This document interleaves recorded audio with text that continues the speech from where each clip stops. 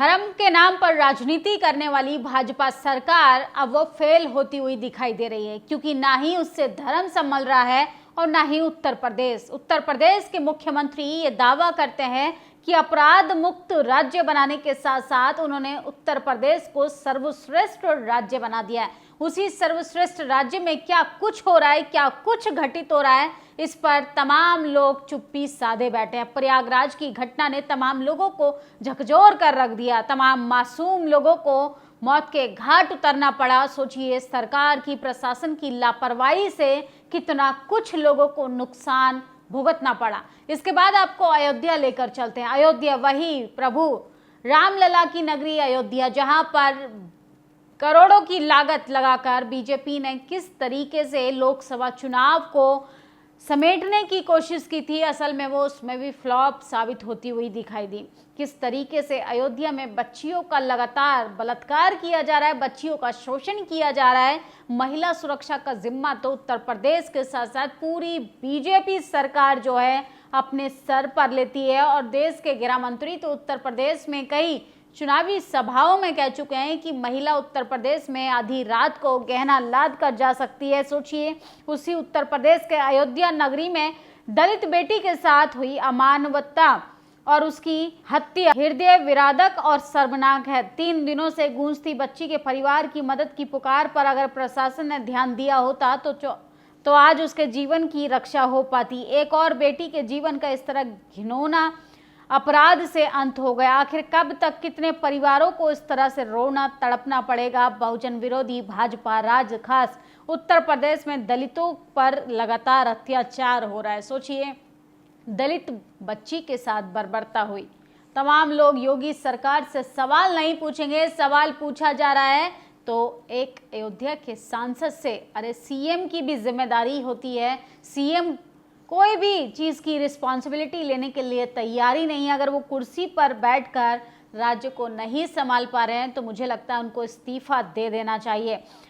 Private part में डंडा डाला, हाथ पैर तोड़े, आंख फोड़ी, नाले से खून से लथपथ मिली दलित बच्ची। अयोध्या कोतवाली क्षेत्र में एक दलित बहन के साथ बर्बरता हुई। परिजनों का आरोप है कि गैंग रेप हुआ है। आंख फूटी हुई थी, गहरे जख्म थे, पूरा शरीर जो है वो खून से लथपथ था। 30 जनवरी से लड़की गायब थी। तो सोचिए किस तरीके से बच्ची को बचाने के लिए लगातार प्रदर्शन हो रहे हैं। राहुल गांधी से लेके प्रियंका गांधी हो, तमाम लोगों ने इस खबर को उठाया है और केंद्र सरकार के साथ साथ उत्तर प्रदेश की सरकार को भी घेरने का काम किया है कि धर्म आपसे नहीं संभल पा रहा है, उत्तर प्रदेश आपसे नहीं संभाल पा रहा है, युवाओं का भविष्य आपसे नहीं संभल पा रहा है। महिलाओं की सुरक्षा का जिम्मा लेने वाली भाजपा सरकार से महिलाओं की सुरक्षा नहीं हो पा रही है, तो आखिर सत्ता में ऐसे सत्ताधारियों को जनता ने क्यों ही रखा है। यह जघन्य अपराध बेहद दुखद है। अयोध्या के ग्राम सभा सहनवा सरदार पटेल वार्ड में 3 दिन से गायब दलित परिवार की बेटी का शव निवस्त्र अवस्था में मिला। उसकी दोनों आंखें फोड़ दी गईं, उसके साथ अमानवीय व्यवहार हुआ। तो सोचिए अयोध्या के सांसद अवधेश पासी लगातार भावुक होकर रोने लगे, लेकिन योगी सरकार से देश के जातिवादी, मनुवादी, सामंतवादी विचारधारा के लोग सवाल नहीं पूछेंगे, क्योंकि यहाँ पर तो जाति के इर्द गिर्द ही सब कुछ तय होता है, जाति के आधार पर ही सब कुछ तय किया जाता है।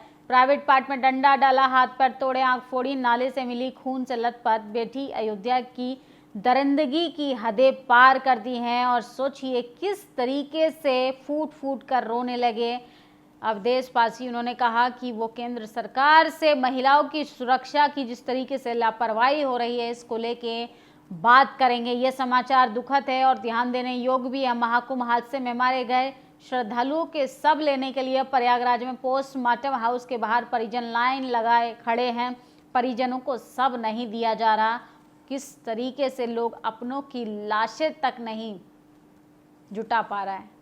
प्रयागराज की घटना ने देश को झकझोर दिया और प्रशासन की लापरवाही ने कितने लोगों को मरने के लिए छोड़ दिया। गोरखपुर में 8 शवों की सड़क पर रखकर प्रदर्शन, आर्थिक मदद देने की मांग पर अड़े। महाकुंभ से लौटते वक्त गाजीपुर हादसे में हुई सभी की मौतें। तो सोचिए सरकार ने जो बंदोबस्त किया था असल में वो बेहद ही खोखला निकला। बच्ची जो है लगातार, बच्ची के परिवारजन जो है वो बेहद दुखी हैं। उन्होंने कहा कि 30 जनवरी से हमारी बच्ची जो है वो लापता थी। उत्तर प्रदेश सरकार से मांग करते हैं कि दोषी और जिन पुलिसकर्मियों ने इस मामले में लापरवाही बरती है उनके खिलाफ कठोर कार्रवाई की जाए और पीड़ित के परिवार को तत्काल 1 करोड़ का मुआवजा मिले। दरिंदों ने पार कर दी हैवानियत की सारी हदें। तो सोचिए, खामोश रही अयोध्या पुलिस, इस पर तमाम तरीके की चुप्पी साधे हुए लोग, दलितों की, पिछड़ों की, आदिवासियों के हालातों की कोई बात नहीं करता। अयोध्या में 22 वर्षीय दलित बेटी को निवस्त्र कर लाश मिली। शरीर पर गहरे घाव थे, कपड़े खून से सने हुए थे। ये सिर्फ हत्या नहीं, जातिवादी मानसिकता का जीता जागता सबूत है।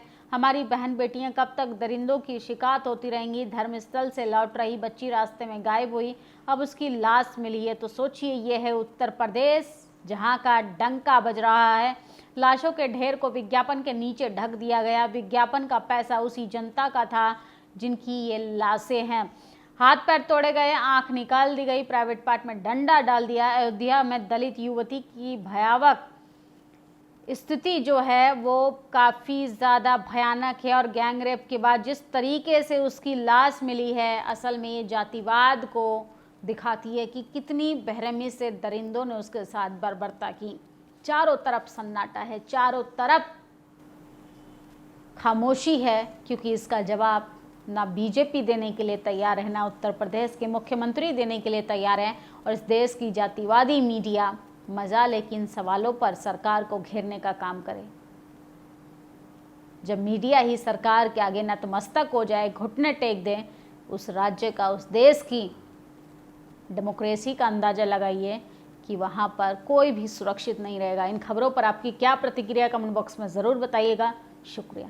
नेशनल दस्तक की आपसे गुजारिश है कि अगर इसको बचाना चाहते हैं तो नेशनल दस्तक को सब्सक्राइब करने के लिए रेड कलर के सब्सक्राइब बटन को दबाएं, फिर बेल आइकन की घंटी दबाएं। नेशनल दस्तक को बचाने के लिए बहुत जरूरी है कि हर खबर को शेयर करें, लाइक करें, कमेंट जरूर करें।